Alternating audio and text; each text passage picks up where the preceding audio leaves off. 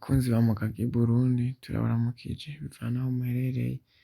Rero uyu munsi tukaba twagendeye ahantu bita mw'Isumo.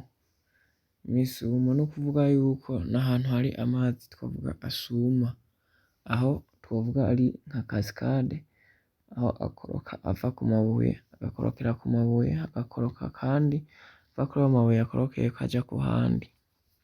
Rero nk'uko mubibona twagiye kugira ngo turabire ivyo vyiza biharangwa. Aho rero akaba ari muri komine Giteranyi, intara ya Muyinga, umutumba wa Bisiga. Aho rero mba mvuze intara n'ikomine vya kera.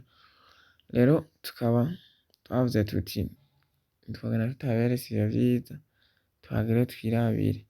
Nkuko twabasezeranije yuko tuzokomeza kubereka ibigezweho, mubone ubutunzi canke aho tuvuga les potentialités de la localité.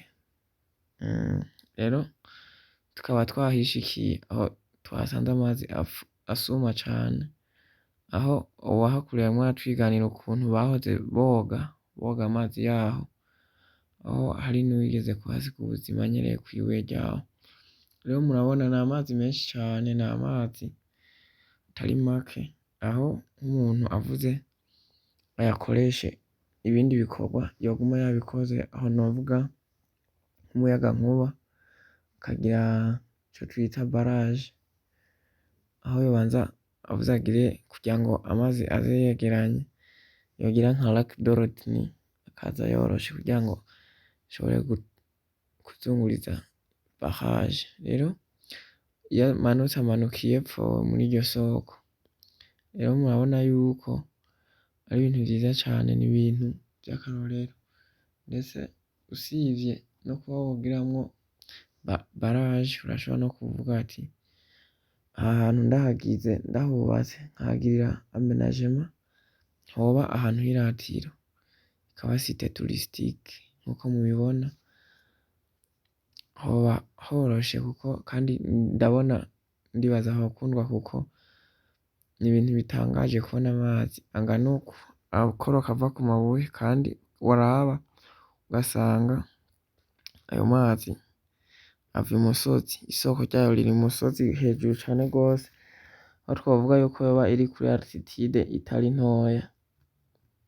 Yego, rero urabona ko ari ibintu bishimishije kubona ahantu nk'aha haraba ibintu nk'ibi, ubu ugaca wiyumvira ati mbe kuki ata kintu na kimwe bahakoreye kugira ngo bahavyaze umusaruro, kugira ngo bagire ico bahakura, yaba amahera, ivyishimo ku batandukanye, ndetse n'ingenzi zishobora kuca ziza ziraboneka muri ako gace zije zisunga ayo mazi, aho bagerageje no kwumviriza bumve inguvu amazi afise.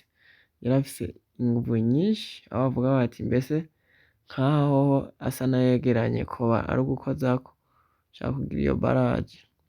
Rero uravye neza na neza aya mazi iyo aturuka, ni ahantu twovuga imusozi cane gose, urabona ko hari n'ibigori vyiza. Rero aha twanabonye imigano bagize aha nyene kuri aya mazi, aho bashizeko bubatse akatangi ko gufata amazi, hama bagaca bayarungika mu rukungera ahantu hari usine y'ikawa, kugira ngo bakoreshe amazi meza batarinze kuyavoma canke batarinze kuyakoresha imoteri. Aho ubona neza yuko uwo mugano bari barawumanyuye, ariko mubo twahasanze harimwo aragerageza kuwushira kugira ngo amazi abandanye, muga vyaboneka ko bidakunda. Rero bakunzi ba chaine yacu, ibiganiro vyacu nakagaruka, twongera dusaba ko utaragira subscribe ko yoyigira, uwayikoze nawe ugakomeza kugira comment na sharing kugira ngo ibiganiro vyacu bikomeze kugera kure. Rero ibiganiro vyacu nakagaruka, nkuko twabasezeranije, natwe tuzoguma tubereka ibigezweho kugira ngo tugire ico bidufashije n'ico bihinduye mu kibano, ndetse bifashe no mw'iterambere ry'igihugu canke n'iry'abanyagihugu. Murakoze muhezagirwe. Ciao ciao.